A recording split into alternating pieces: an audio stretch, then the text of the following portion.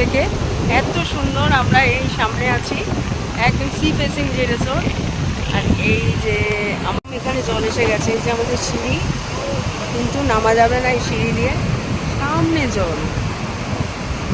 দুপুরবেলা দেখলাম না এখানে একদম জল ছিল না, ভাটা।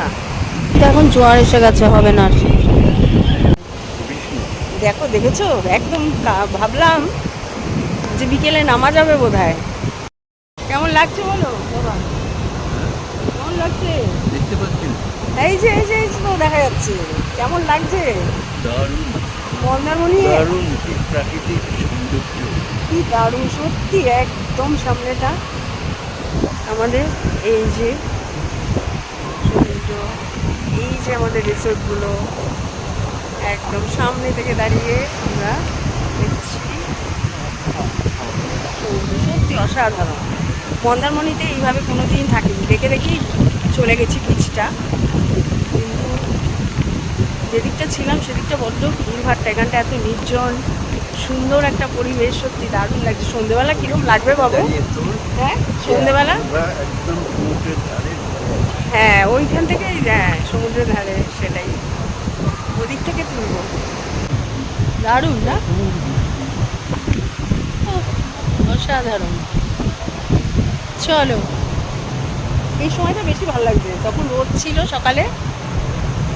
যাবো ঠিক করলাম দীঘায়, রয়ে গেলাম মন্দারমণি। যদিও দীঘা যাবো আজকে সন্ধ্যাবেলাও যেতে পারি, কাল সকালবেলা দীঘার মন্দির তো দেখতে যেতেই হবে।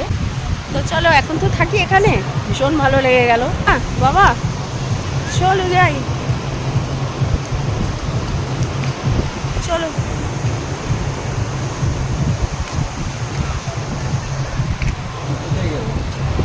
ও গেল ওইদিকে মনে হয়, চলো আমরা যাই।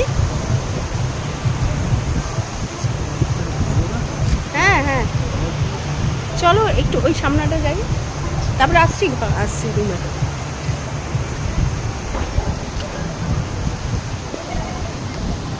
এই যে বাবার রুম, বারান্দায় বসলেও এই ভিউটা পাওয়া যাবে।